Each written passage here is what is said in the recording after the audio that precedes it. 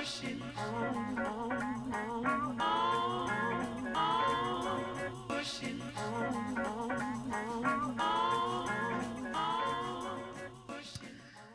Boa tarde. Eu queria primeiro tecer uma palavra de agradecimento à organização e principalmente ao Paulo Amado por ser uma força da natureza e por ser uma força do networking que junta estes apresentadores todos fantásticos aqui neste congresso que está a correr lindamente. Eu sou professora no Instituto Superior de Agronomia, sou professora de avicultura e muitas vezes, quando eu digo isto, a reação das pessoas é: professora de quê? E eu digo avicultura, portanto tudo o que tem a ver com galinhas e ovos.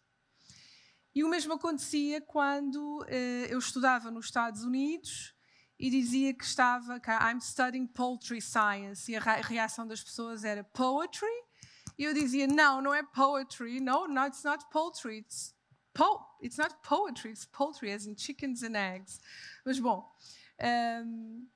eu sou professora no Instituto Superior de Agronomia e, como vocês devem perceber no contexto académico, o que nós fazemos é ensinar alunos universitários e fazer também investigação académica.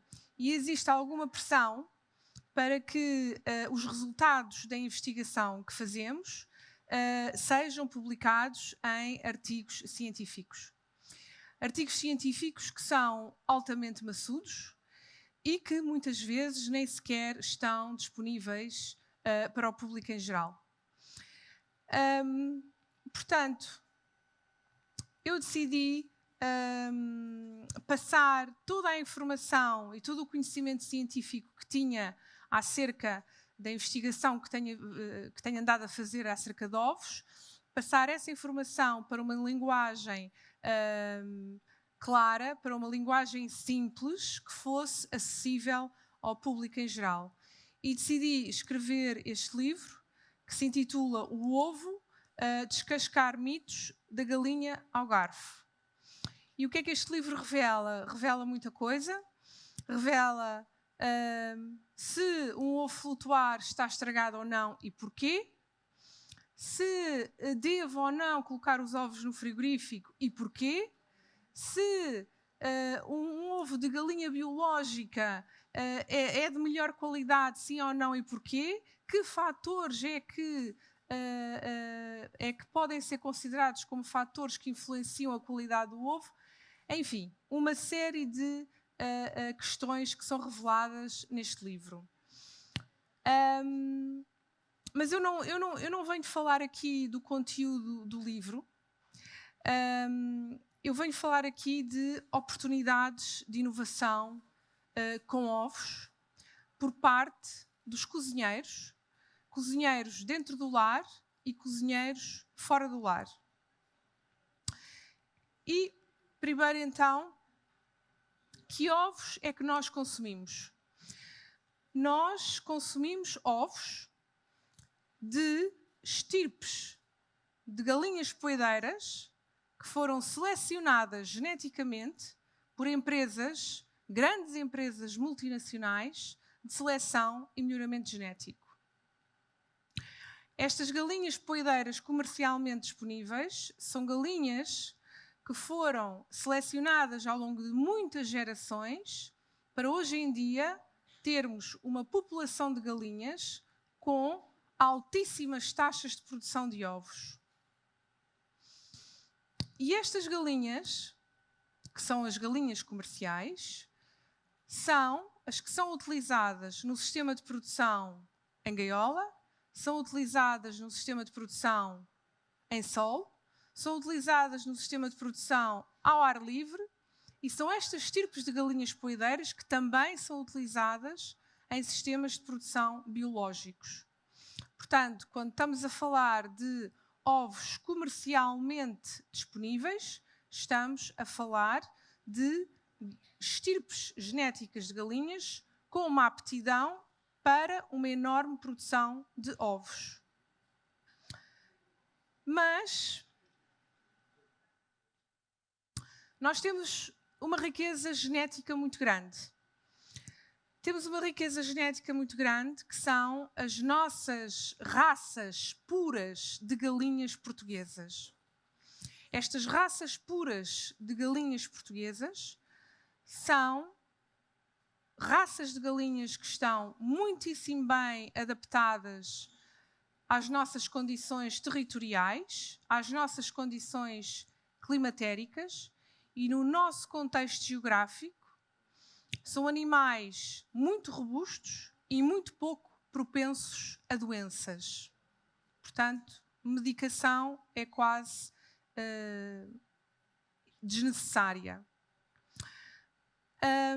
Infelizmente, estas raças estão em vias de extinção. E a sua extinção significa a perda irrecuperável do património genético, do património cultural, do nosso património genético, significa a perda irrecuperável da nossa biodiversidade. Mas amanhã vocês terão a oportunidade de ouvir a madrinha de todas as raças portuguesas, que é a Virgínia Ribeiro, que vos irá falar melhor sobre cada uma destas raças. Portanto, o que é que nós podemos fazer para travar esta ameaça de extinção? O que é que podemos fazer com estas raças para travar a ameaça de extinção? Podemos comê-las. Podemos comê-las. Ou seja, se nós formos à procura, se o consumidor for à procura, ativamente à procura da carne destes animais e dos ovos destes animais, está-se a dinamizar a economia desta franja de setor e, consequentemente, a aumentar o número de animais e a travar a sua extinção. E o que é que eu proponho para isso? O que eu proponho primeiro é que passemos palavra. Passemos palavra porque há muitos consumidores que nem sequer sabem que estas raças existem e muito menos sabem que estas raças estão em vias de extinção. O que eu proponho também, e isto leva-me à primeira oportunidade de inovação, são os cozinheiros, nos cardápios dos seus restaurantes, apresentarem, por exemplo, trouxas de ovos de pedrez portuguesa ou omelete com ovos de preta lusitânica. E aí sim, aí estamos todos a fazer algo concreto pela sustentabilidade e pela manutenção da biodiversidade. E isto leva-me a outro aspecto, que é o facto de, em Portugal, como devem saber, nós praticamente só consumimos ovos de galinha. Alguns também de codorniz, mas poucos. Só consumimos ovos de galinha. E já perceberam porquê? Porque a taxa de produção dos ovos de galinha é imbatível e, por isso, o ovo de galinha é o mais barato. Bom, mas obviamente que podemos encontrar e podemos cozinhar com outros ovos. Podemos cozinhar com ovos de perua, com ovos de pata, com ovos de gança, com ovos de emu, com ovos de avestruz, com ovos de outras raças de galinhas puras, exóticas, não só autóctones, mas também exóticas. Raças que têm ovos com uma coloração azul, ovos com coloração verde, enfim, todo um espectro de ovos com diferentes cores e formas que podemos utilizar nos nossos cozinhados, na preparação de bolos, por exemplo. Mas cá em Portugal não há, de facto, a procura por outros ovos. E isto leva-me à segunda oportunidade de inovação.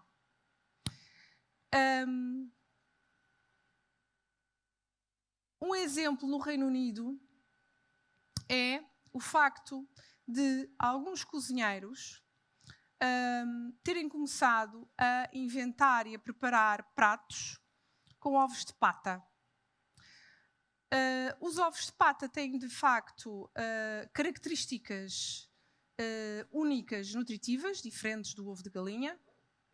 Por exemplo, a gema tem mais gordura, o que leva a que os cozinhados fiquem mais cremosos, a que o sabor seja mais intenso, e a clara destes ovos também tem mais proteína, o que leva a mais facilidade na confecção de bolos e pastelaria.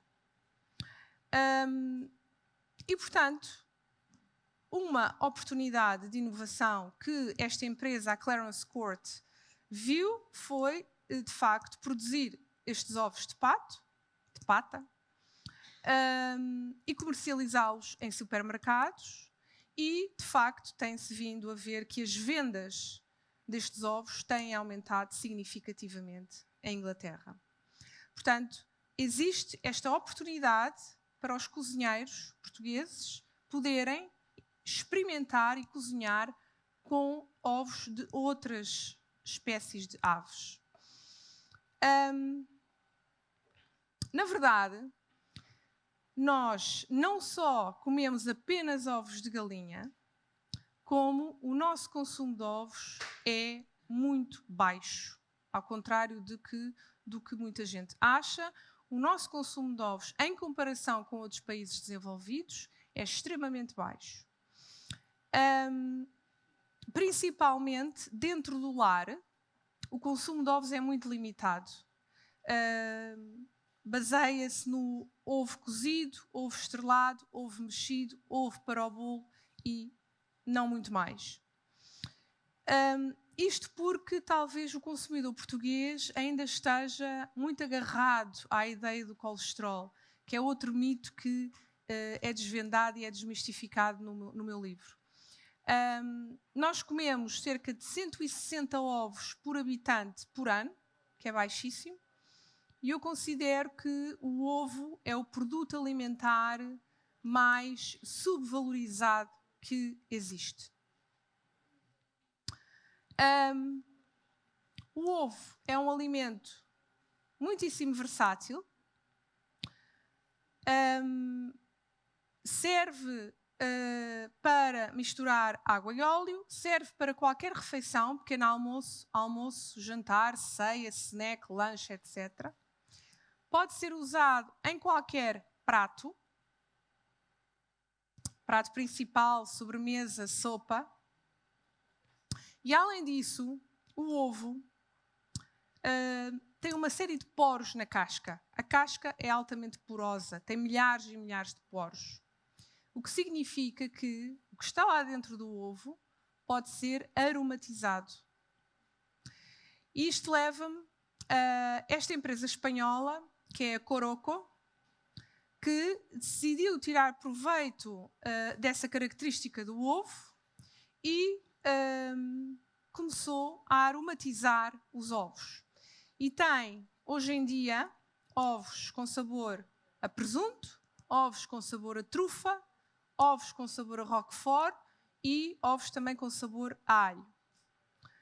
O que esta empresa espanhola fez, e estes ovos obviamente estão no mercado espanhol, estão nos supermercados espanhóis, ainda só em Espanha, mas o que esta empresa fez também é um excelente exemplo de inovação e empreendedorismo neste setor dos ovos. E não querendo, não precisando de ir mais longe, podemos continuar com os exemplos espanhóis. Os espanhóis consomem cerca de 260 ovos por habitante por ano, comem mais 100 ovos por habitante por ano do que nós. Se formos para países como o Japão e o México, o consumo é de cerca de 350 ovos por habitante por ano. Portanto, reparem, os cozinheiros têm, como os meus filhos dizem, eu tenho o power. Os cozinheiros portugueses têm o power. E porquê? Que power é que é este? É o facto de a margem que os cozinheiros portugueses têm para inovar e para criar com ovos é enorme e gigante. Porque o que existe aqui em Portugal e agora é escandalosamente limitado com ovos.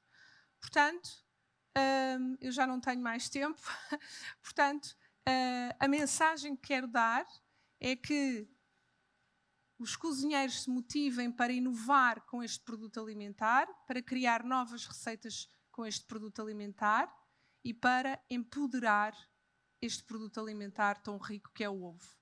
Obrigada.